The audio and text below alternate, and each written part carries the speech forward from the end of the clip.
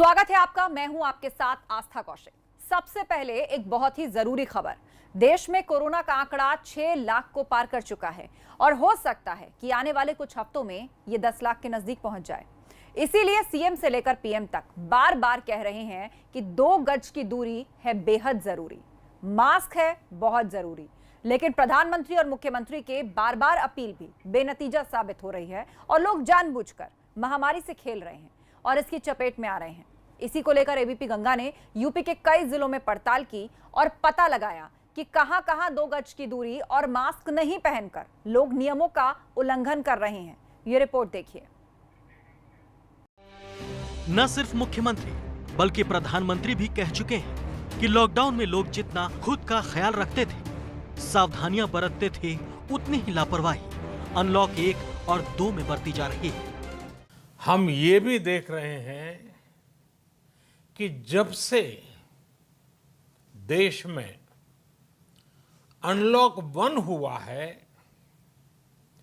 व्यक्तिगत और सामाजिक व्यवहार में लापरवाही जरा बढ़ती ही चली जा रही है।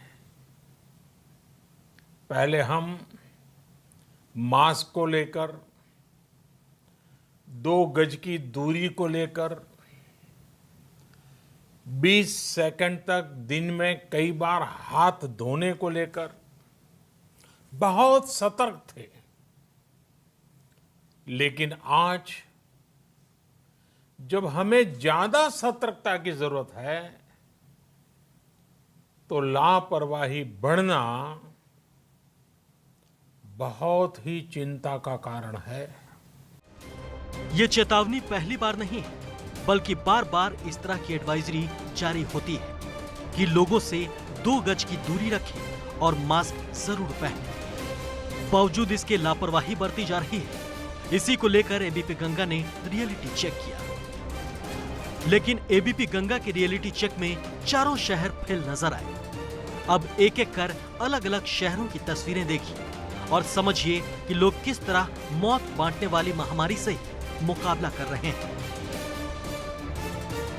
काशी में इन दिनों ट्रैफिक पुलिस भी उन लोगों का चालान कर रही है जो बिना मास्क के ही गाड़ियों से निकल पड़ते हैं। चालान काटकर उन्हें सतर्क भी किया जाता है, लेकिन लापरवाह लोगों के बहाने बहुत हैं। क्या आपको कोरोना से डर लगा? दुकान पे लगाते हैं, जब सफर करते हैं तो हेलमेट लगा के चलते हैं। अब डांट होता है। कोरोना से आपको डर नहीं लगता? मरना तो एक दिन सबको है। आपने मास्क नहीं लगाया पर निकले तो कुछ काम थे, अभी बगल में घर जाना। कोरोना से आपको डर नहीं लगता? नहीं है, डर क्यों नहीं लगेगा? डर है। हाँ। तो फिर मास्क क्यों नहीं लगा? भूल के घर तो नहीं लगा। नियमों की अनदेखी की आपने या भूल गए या क्या कहना है? अब आप जो समझ लीजिए आप। अब राजधानी लखनऊ का भी हाल देख लीजिए। यहाँ तो खुद पुलिस ही लापरवाह नजर आई। धूप से बचने के लिए जरूर इन लोगों ने छांव का सहारा लिया हुआ था, लेकिन ना तो कोई सोशल डिस्टेंसिंग, ना ही मास्क पहने थे। और पूछताछ करने पर सुनिए क्या दलील दी। हम रियलिटी चेक कर रहे हैं। हम इस समय पे 1090 चौराहे पर हैं, जहां पर एक इस धूप के बीच में पुलिसकर्मी भी बैठे हुए हैं। हालांकि ये लोग खुद भी मास्क ही खरीद रहे हैं। मास्क खरीद रहे हैं। आप लोग मास्क खरीद रहे हैं? मास्क खरीद रहे हैं दादा? हाँ। अच्छा, विभाग से नहीं मिलता? नहीं मिलता अच्छा, मिलता है, लेकिन विभाग से मिलता है हमारे। ये घर के लिए अपने खरीद रहे हैं, विभाग से हमारे मिलता है। लेकिन आप लोग को खुद वैसे तो लगा ही लेना चाहिए। नहीं तो हम तो लगाए थे, इसलिए तो इसका मतलब वो थी। अच्छा, नाप के चेक किया जा रहा है। ये नाप के चेक किया जा रहा था कि मतलब ये ठीक नहीं, लेकिन आप लोगों को खुद तो लगा ही लेना चाहिए। नहीं लगा रहे इसको जो है ये लगाए थे और इसको नाप रहे थे जो है बस।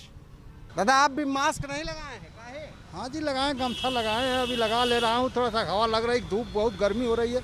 मास्क से जो है सांस लेने में बहुत दिक्कत हो रही थी, इसलिए गमछा रखा हूँ। मास्क को लगा लेता जब भीड़ इकट्ठा होता है। ऐसे अकेले में हूँ तो कोई ऐसी बात नहीं। जगह बदलती गई, लोग बदलते गए, लेकिन तस्वीर हर जगह एक जैसी ही। कानपुर में पुलिस ने मास्क ना पहनने वाले लोगों के खिलाफ अभियान ही चला डाला और पूरे रेंज में 63 लाख रुपए का जुर्माना वसूल डाला, वो भी महज 1 सप्ताह के भीतर। एक हफ्ते में पूरे कानपुर रेंज के 6 जनपदों में कोरोना महामारी के मद्देनज़र जो लोग मास्क नहीं पहन रहे हैं उनके विरुद्ध एक अभियान चलाया गया और इस अभियान के तहत लगभग 56,000 लोग के विरुद्ध जुर्माने की कार्रवाई हुई है, जिनसे लगभग 60 लाख रुपया जुर्माने के रूप में वसूला गया है। इसके अलावा 800 ऐसे सार्वजनिक वाहन भी जब्त किए गए हैं, जिसमें या तो ड्राइवर के द्वारा या कंडक्टर के द्वारा उसमें मास्क को नहीं पहना जा रहा था। काफ़ी लोगों के ऊपर FIR भी दर्ज की गई हैं। इसके साथ साथ हम लोग जागरूकता अभियान भी लगातार चला रहे हैं। अब कानपुर की ही आपको 2 तस्वीर दिखाते हैं। पहली तस्वीर जो आपने देखी वो 29 जून की है, जिसमें पुलिस वालों ने 63 लाख का चालान काटा है। अब दूसरी तस्वीर देखिए, ये तस्वीर 2 जुलाई की है, यानी आज की। इसमें कई लोग मास्क में नजर आ रहे हैं। मतलब जब लोगों का चालान हुआ तो वो सुधर गए और मास्क पहनकर ही घर से निकल रहे हैं। कानपुर में कोरोना संक्रमण अपने पैर तेजी से फैला रहा है। ऐसे में जो प्रशासन है वो सोशल डिस्टेंसिंग और फेस कवर करने को लेकर लगातार सतर्क दिख रहा है, जिसके चलते अगर कानपुर की बात की जाए तो पिछले 7 दिनों में 70 लाख रुपए का जुर्माना भी वसूला जा चुका है आम जनता से मास्क न लगाए रहने पर। तो वहीं ABP गंगा ने तस्वीर दिखाई थी कि किस तरह से जो पुलिसकर्मी हैं वो भी बिना मास्क के घूम रहे थे, जिसके बाद जिला प्रशासन ने कई पुलिसकर्मियों के चालान किए। और अब जो तस्वीर है, हम इस वक्त बड़े चौराहे में मौजूद हैं और आप देखेंगे कि जिधर भी आपकी नज़र जाएगी, अगर कुछ लोगों को छोड़ दें तो वो अभी भी बिना मास्क के ही टहल रहे हैं। और जो पुलिसकर्मी हो या कुछ भी हो, जो लोग बहुत कम ऐसे देखने को मिल रहे हैं जो बिना मास्क के आपको सड़क पर दिखे हैं। हालांकि आप देखेंगे कि जिधर भी आपकी नज़र जाएगी तो लोग जो है वो मास्क लगाए हुए हैं। संगम नगरी का हाल भी काशी, कानपुर और लखनऊ जैसा ही नजर आया।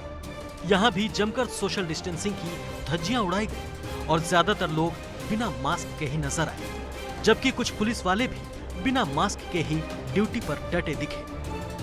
चौराहे पर जो पुलिस वाले या अधिकारी चेकिंग करते हैं मास्क को लेकर के, सोशल डिस्टेंस को लेकर के, तो ये खुद मास्क यूज़ नहीं करते हैं और दूसरे को ज्ञान और पाठ का क्रम में उसको लाने की कोशिश करते हैं।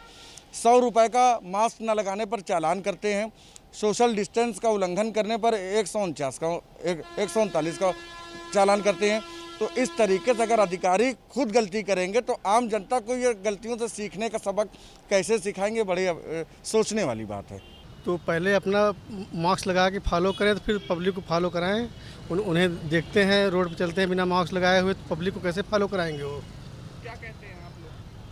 हम लोग कहते हैं कि पहले आप लोग स्वयं मास्क लगा के चलिए, उसके बाद पब्लिक को फॉलो कराइए। आपने भी मास्क नहीं लगाया, आप अपने लिए क्या कहेंगे?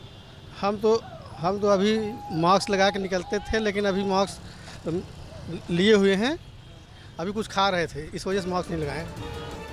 ये सभी जानते हैं कि मास्क कोरोना से बचने का बेहद कारगर फॉर्मूला है। बावजूद इसके जगह जगह पर ABP गंगा के रियलिटी चेक में सारे शहर फेल नजर आए। वाराणसी से नीतीश पांडे, लखनऊ से संतोष शर्मा, कानपुर से प्रभात अवस्थी और प्रयागराज से मोहम्मद मोइन की रिपोर्ट ABP गंगा के लिए।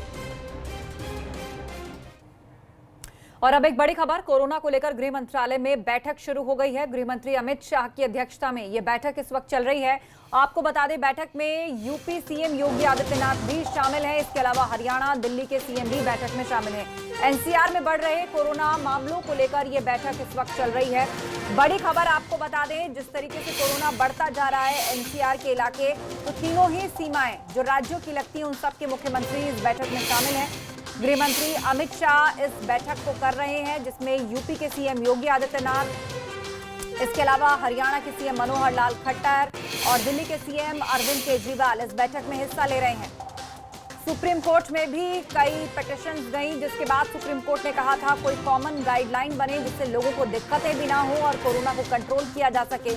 लेकिन दिक्कत ये है कि कम्यूटिंग काफ़ी ज़्यादा होती है। तीनों राज्यों, खासतौर पर दिल्ली, फरीदाबाद, गुड़गांव, हरियाणा और नोएडा के बीच में 3 राज्य की सीमाएं हैं, जहां लोगों का रोज़ाना आना जाना इस पार काफ़ी होता है, चाहे काम के सिलसिले में हो या नौकरी के सिलसिले में हो या फिर व्यापार के सिलसिले में। तो इस कारण यहाँ पर कोरोना के केसेस बढ़ रहे हैं। तीनों ही जिलों के जो डीएम हैं उन्होंने पिछले दिनों इस बात को माना था कि लोगों का बहुत ज्यादा बॉर्डर के पार से आना और जाना भी इन्फेक्शन को काफी फैला रहा है। अविनाश हमारे संवाददाता फोन लाइन पर जुड़ रहे हैं। अविनाश, हेल्थ मिनिस्ट्री माफ कीजिए गृह मंत्रालय इस बैठक को कर रहा है, तीनों ही इंपॉर्टेंट राज्यों के सीएम इस बैठक में मौजूद हैं और मुमकिन है कुछ ठोस निकल कर आए क्योंकि दिल्ली एनसीआर के लोगों की दिक्कतें बढ़ रही हैं और इन्फेक्शन तो फैल रहा है। बिल्कुल आस्था, अगर बात करें तो प्रधानमंत्री नरेंद्र मोदी ने जब सभी मुख्यमंत्रियों के साथ बैठक की थी तो उसमें उत्तर प्रदेश के मुख्यमंत्री योगी आदित्यनाथ ने ये मुद्दा उठाया था कि एनसीआर के लिए ठोस रणनीति बने जिससे कि कोरोना पर काबू पाया जा सके। उसके बाद गृह मंत्रालय ने एक्शन प्लान तैयार किया और उसी के मद्देनजर पहले गृह मंत्रालय ने पहले तमाम सारे दिल्ली और एनसीआर के डिस्ट्रिक्ट मजिस्ट्रेट और एसएसपी के साथ बैठक की थी और आज खुद गृह मंत्री अमित शाह सभी मुख्यमंत्रियों के साथ, इसके अलावा जितने भी एनसीआर के जिले हैं गाजियाबाद, इसके अलावा नोएडा और इसके अलावा मेरठ, यहाँ के एसएसपी भी इस बैठक में मौजूद हैं कि कैसे कोरोना को कंट्रोल किया जाए, कैसे यहाँ पे लोगों को टैकल किया जाए, कैसे कानून व्यवस्था को बनाए रखते हुए जो लोग कानून को उल्लंघन कर रहे हैं, खासतौर से मास्क नहीं लगा रहे हैं या फिर नियमों का पालन नहीं कर रहे हैं, इसके खिलाफ कैसी कार्रवाई की जाए। इन तमाम सारे मसले के तहत आज ये बैठक की जा रही है और एनसीआर के लिए एक प्लान हो जिससे कि एनसीआर पूरे में कोरोना को कंट्रोल किया जा सके। जी हाँ, बिल्कुल, कोई एक प्लान हो जिससे कोरोना को कंट्रोल किया जा सके और जो पब्लिक इनकन्वीनियंस इस दौरान हो रहा है लोगों को वो भी ना हो। बहुत बहुत शुक्रिया अविनाश, आप नजर बनाए रखिए।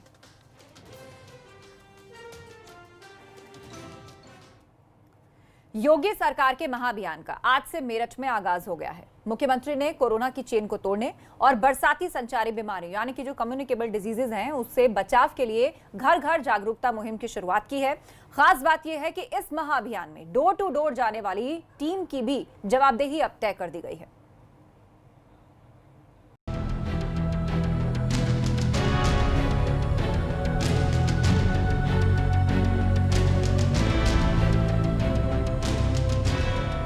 ये तस्वीरें वास्तव में प्रदेश के लोगों के स्वास्थ्य के लिहाज से कायाकल्प करने का एक नया आगाज है।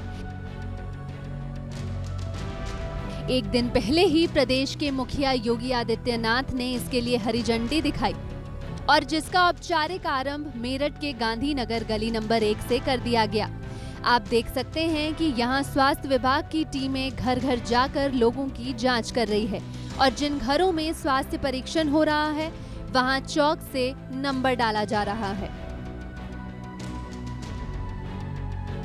मुख्यमंत्री योगी आदित्यनाथ का महाअभियान डोर टू डोर लोगों का स्वास्थ्य परीक्षण करने का जो आगाज है वो आज मेरठ से शुरू हो गया है और इस वक्त हम मेरठ के गांधीनगर गली नंबर 1 में मौजूद हैं जहां आप देख सकते हैं कि स्वास्थ्य विभाग की टीमें डोर टू डोर पहुंच गई हैं, लोगों का स्वास्थ्य परीक्षण कर रही हैं और उनकी पूरी डिटेल आप देख सकते हैं कि इस फॉर्म में भरी जा रही है और साथ ही जिन मकानों का या जिन घरों का स्वास्थ्य परीक्षण हो जा रहा है वहां पर नंबर डाल दिए जा रहे हैं ताकि ये सुनिश्चित हो सके कि यहां पर स्वास्थ्य परीक्षण किया जा चुका है। आप देख सकते हैं कि परिवार के प्रत्येक सदस्य का थर्मल स्कैनिंग किया जा रहा है। इसके अलावा और भी जो जांचें हैं वो की जा रही हैं और उनसे ये डिटेल ली जा रही है कि घर का कोई सदस्य ऐसा तो नहीं है जिसको पुरानी बीमारी हो या फिर जुकाम, बुखार, खांसी या कोरोना वायरस के जो लक्षण हैं वो तो नहीं दिख रहे हैं।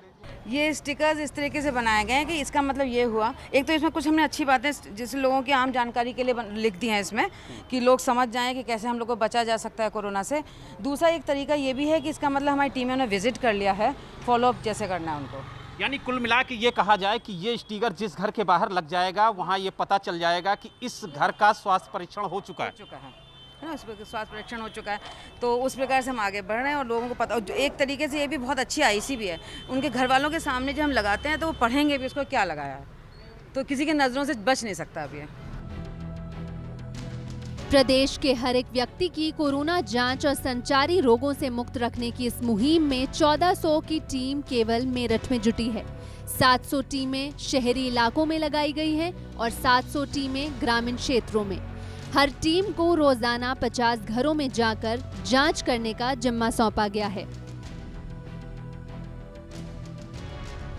महाअभियान की खास बात यह है कि सभी टीम की जिम्मेदारी तय कर दी गई है। लापरवाही करने पर टीम के खिलाफ कार्रवाई का भी नियम बनाया गया है। इस दौरान अगर कोई संदिग्ध पाया जाता है तो ये टीम उसे तत्काल क्वारंटीन करेगी और उसका सैंपल जांच के लिए भी भेजेगी। डोर टू डोर में हम उनसे हिस्ट्री ले रहे हैं कि उन्हें बुखार तो नहीं है, खांसी तो नहीं है, सांस लेने में दिक्कत तो नहीं हो रही। इसके अलावा उन्हें कोई और कोमॉर्बिड इसके साथ जैसे शुगर की बीमारी तो नहीं है, ब्लड प्रेशर तो नहीं है, किडनी प्रॉब्लम और लंबे समय से कोई कैंसर की बीमारी तो नहीं है, किडनी की प्रॉब्लम, ये सब पूछ रहे हैं और ये रिकॉर्ड ले रहे हैं। और उसके बाद अगर हमें कोई बुखार, खांसी या सांस लेने में कोई दिक्कत ऐसे मिलता है, सारी और ILI बोला जाता है इन्हें, तो हम उसका थर्मल स्कैनर से स्कैन करते हैं उसका टेम्परेचर और उसके पल्स ऑक्सीमीटर से उसका ऑक्सीजन नापते हैं कि उसका ऑक्सीजन लेवल कितना है। अगर ऑक्सीजन लेवल 95 से कम होता है तो तुरंत उसे रेफ़र करेंगे हम उसे, और अगर 95 से कम है और टेम्परेचर आ रहा है तो ILI केस ट्रीट करके उसे अगले दिन सैम्पलिंग के लिए भेजेंगे। पूरे प्रदेश में ये महाअभियान 2 चरणों में चलेगा। पहले चरण में 2 जुलाई से 12 जुलाई तक मेरठ में और प्रदेश के अन्य जिलों में ये अभियान 5 जुलाई से चलाया जाएगा। स्थानीय प्रशासन इसमें पूरा सहयोग कर रहा है। देखिए ऐसा है, आज हमारे यहाँ पे जो है ACS एक्टिविटी सभी जगह पूरे ज़िले में स्टार्ट हो गई है। सभी जगह 1400 टीम हमने लगभग बनाई है। सभी में 2 आदमी हैं और मतलब 2 हमारे वर्कर्स हैं और वो हर घर में जाकर चेक कर रहे हैं कि किसी को जो है सांस लेने की दिक्कत ना हो या कोई बीमार ना हो। अगर कैसा कुछ है तो वो जैसे पल्स पोलियो की तरह हम अभियान चलाते हैं, हर घर जाके सर्वे करते हैं, उसी तरीके से कर रहे हैं। अगर ऐसा कोई होगा तो हम तत्काल आइडेंटिफाइड कर लेंगे और उसमें उनको एडमिट भी कराएंगे और सैम्पलिंग भी करेंगे। गौरतलब है कि प्रदेश की 23 करोड़ की आबादी की कोरोना जांच और अच्छी सेहत के लिए योगी सरकार ने संकल्प लिया है और इसके लिए गांव से लेकर शहर तक घर घर जाकर लोगों की जांच की जा रही है। ABP गंगा के लिए मेरठ से बलराम पांडे की रिपोर्ट।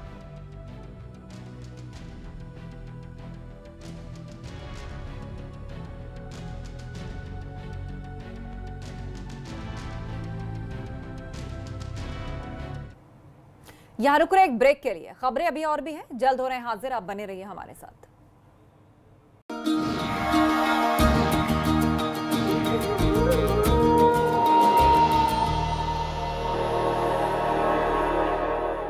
डाबर हनी की बात है ऑसम। इसमें है फायदे बेशुमार। आपकी इम्यूनिटी ये बूस्ट करने में मदद करे ताकि आप रहे हमेशा तैयार। चाहे सुबह गुनगुने पानी में मिलाओ या फिर डालो अपने खाने में। इसके एंटीऑक्सीडेंट्स एंड मिनरल्स हेल्प करेंगे इम्यूनिटी बढ़ाने में। लीजिए डाबर हनी हर रोज, आपका नेचुरल इम्यूनिटी बूस्टर। महर्षि अमृत कलश 53 जड़ी बूटियों की सिनर्जी से बना सुपर रसायन है, जिस पर अंतर्राष्ट्रीय स्तर के रिसर्च और क्लिनिकल ट्रायल्स हुई हैं। ये इम्यूनिटी बढ़ाता है और आपको तनाव मुक्त रखता है। आप अंदर से तंदुरुस्त और मजबूत बने रहते हैं।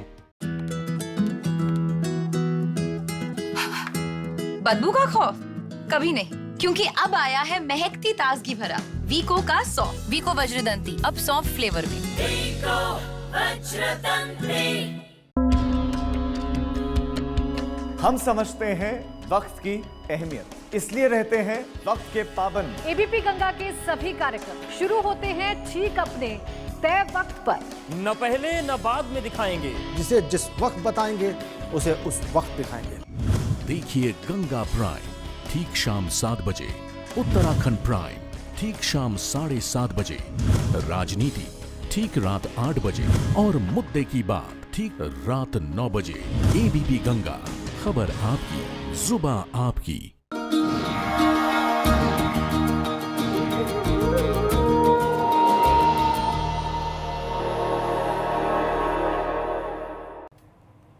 स्वागत है आपका ब्रेक के बाद। और अब एक बड़ी खबर, NHRC ने यूपी सरकार को नोटिस भेजा है। कन्नौज मामले पर NHRC ने ये नोटिस जारी किया है।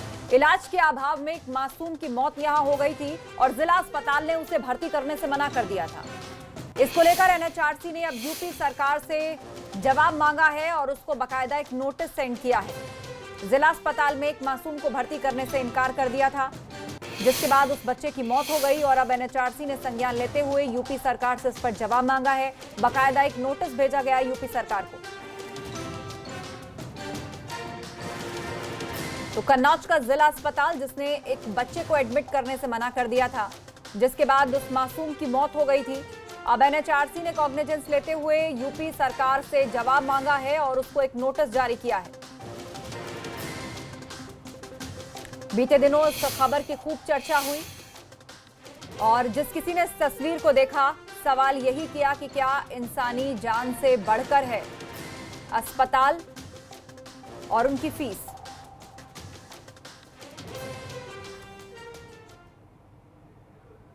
और अब अगली खबर का रुख करते हैं। कुवैत में फंसे अमेठी के मोहम्मद अनीस की मदद की गुहार का बसर होता दिख रहा है। पीड़ित परिवार को अनीस को सही सलामत भारत लाने का आश्वासन मिला है। आपको बता दें कि मोहम्मद अनीस कुवैत कमाने गया था, लेकिन वहां उस पर बेहद जुल्म ढाए जाने लगे, जिसके बाद उसने अपना एक वीडियो बनाया, उसे जारी किया। इसमें प्रधानमंत्री, मुख्यमंत्री और सांसद से वतन वापसी के लिए एक मार्मिक अपील की थी। सर, मुझे यहाँ खाना दिया जाता है, ना तनख्वाह दिया जाता है। सर, मैं मर जाऊंगा सर। यहाँ पे मुझे पुलिस वाले इतना मारते हैं सर कि मेरा जीने का दिल नहीं करता। प्रधानमंत्री नरेंद्र मोदी से लेकर प्रदेश के मुख्यमंत्री योगी आदित्यनाथ तक लगाई गई मदद की इस गुहार में इस शख्स के दर्द को समझा जा सकता है। दर्द परिवार से बिछड़ने का, तड़प अपने वतन वापस आने की। हमारे प्रधानमंत्री मोदी जी बहुत गरीबों की बहुत मदद करते हैं। हमारे मुख्यमंत्री, एक तरफ अनीस का ये मार्मिक वीडियो तो दूसरी तरफ परिजनों का हाल देखिए। आपको बता दें कि अमेठी के फुर्सतगंज निवासी मोहम्मद अमीन का बेटा अनीस पिछले 18 जनवरी को मुंबई से कुवैत नौकरी करने गया, लेकिन वहां उस पर जुल्म ढाया जाने लगा। जब इसकी पूरी जानकारी परिजनों को हुई तो यहां लोग सख्ते में आ गए और सरकार से अनीस को वापस बुलाने में मदद की गुहार लगाई। अनीस की हालत जानकर उसकी पत्नी और मां सबके सब काफी चिंता में है। अच्छा, जो आपके पति हैं अनीस जी कुवैत में, उनसे आपकी कब बात हुई थी? डेली होती है। क्या कहते हैं वहाँ से? बताते हैं कि वहाँ के सब मरवाते हैं, दिक्कत परेशानी, खाना नहीं देते, सब काम वाम करवाते, यही सब बताते हैं सर। नहीं, आने के लिए अगर कहते हैं तो? आने के लिए कहते हैं कि हमको बुलवा लिए जाए यहाँ से, हम इस दुनिया में नहीं रहेंगे। अच्छा, ठीक है, घबराइए नहीं। तो आप लोग सरकार से क्या चाह रहे हैं? सरकार से हम यही चाहते कि हमारा लड़का वापस आ जाए। इस वीडियो में अनीस ने अपने ऊपर जुल्म ढाए जाने की बातें कही हैं और जब ये उसका वीडियो वायरल हुआ, अनीस के पिता के मुताबिक सरकार से उसकी गुहार रंग लाती दिख रही है। दूतावास से आश्वासन मिला है कि अनीस जल्द भारत वापस आ जाएगा। सर, 19 जनवरी को यहाँ से गया है, मुंबई से उसकी फ्लाइट थी और 18 जनवरी से ड्यूटी पर चढ़ा है। तब से उसका प्रताड़ित किया जा रहा है और उसके साथ गंदी हरकतें की जा रही, लैट्रिन बाथरूम तक धुलाया जा रहा, पूरा घर धुलाया जा रहा है, 24 घंटे उससे सेवा ली जा रही, तनख्वाह उसको नहीं है, एक हफ्ते उसको खाना नहीं दिया जा रहा और उसको मारा पीटा जा रहा। उसके कपिल के रिश्तेदार जो है वहाँ पुलिस है, उसको बुलवा कर फोन करके उसको मारती पिटवाती है। और मेरा लड़का मरने के कगार पर बहुत ही परेशान है सर। आधा हो गया मेरा लड़का। आप लोगों सभी से गुजारिश है कि उसको जो मंगवा दीजिए इंडिया। बहरहाल आश्वासन के सहारे ही फिलहाल ये परिवार है। सारे सदस्य दिन रात दुआएं कर रहे हैं कि अनीस कब सही सलामत घर वापस आएगा। लेकिन अनीस की ये कहानी बहुत भयावह है। उसके वीडियो से जाहिर होता है कि जो लोग कुवैत कमाने जाते हैं वहाँ उनके साथ कैसा बर्ताव होता है। एबीपी गंगा के लिए रायबरेली से पंकज सिंह की रिपोर्ट। न तनख्वाह दिया जाता है सर, मैं मर जाऊंगा सर यहाँ पे। और अब उत्तराखंड से जुड़ी खबरों का रुख करते हैं। मुख्यमंत्री त्रिवेंद्र सिंह रावत ने सुमाड़ी में एनआईटी के स्थायी कैंपस के लिए बजट मंजूर कर दिया है। एनआईटी के लिए 909 करोड़ 85 लाख रुपए मंजूर हुए हैं। इसके लिए सीएम ने पीएम नरेंद्र मोदी और केंद्रीय मानव संसाधन विकास मंत्री रमेश पोखरियाल निशंक का आभार जताया। साथ ही मुख्यमंत्री ने कहा कि राज्य सरकार अपने खर्च पर संस्थान के लिए बिजली और पानी की व्यवस्था करेगी। एनआईटी के स्थायी कैंपस के निर्माण से प्रदेश में क्वालिटी एजुकेशन को बढ़ावा मिलेगा।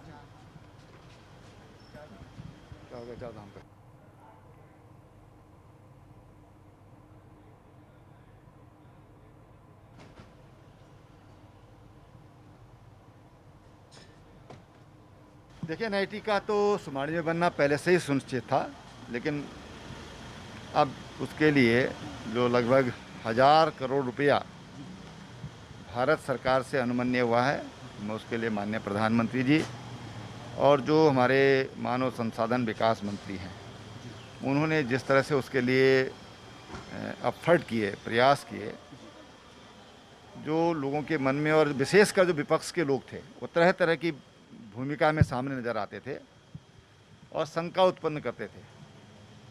आज उनके मुंह बंद हो गए हैं और जो लोग शंका में थे जाने अनजाने में, उनकी भी शंकाएं दूर हुई हैं और एनआईटी का जो निर्णय है उससे मुझे लगता है कि उत्तराखंड को बहुत बड़ा लाभ भविष्य में मिलेगा। पूर्व सीएम हरीश रावत ने महंगाई को लेकर प्रदेश सरकार के खिलाफ मोर्चा खोल रखा है। अभी कुछ रोज पहले ही हरीश रावत मंदिर में पूजा अर्चना के बहाने अपना विरोध जताने पहुंचे, जिस पर हरीश रावत के खिलाफ भी मामला दर्ज हुआ। मगर अब कोरोना संकट काल को देखते हुए हरीश रावत ने धरना प्रदर्शन करने से इनकार कर दिया है। इसी बात से मुख्यमंत्री त्रिवेंद्र सिंह रावत ने हरीश रावत का आभार जताया है।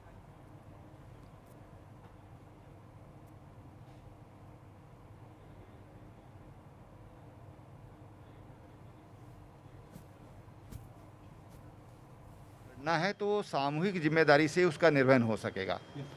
और माननीय प्रधानमंत्री जी ने विनम्र भाव से हाथ जोड़ करके सभी से कहा कि चाहे प्रधान है चाहे प्रधानमंत्री है, नियमों का सबको पालन करना चाहिए, तभी हम इस महामारी से बच सकते हैं। हरीश रावत जी का मैं धन्यवाद करता हूं कि उन्होंने मेरे अनुरोध को स्वीकार किया और उन्होंने अपना बड़ापन प्रदर्शित किया है। तो त्रिवेंद्र सिंह रावत ने आभार जताया है और उन्होंने कहा कि कोरोना काल में सबको मिलकर काम करना चाहिए।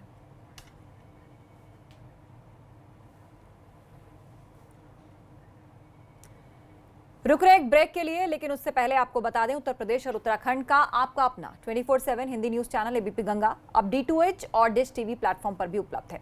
जल्द लौट रहे हैं, अभी एक ब्रेक।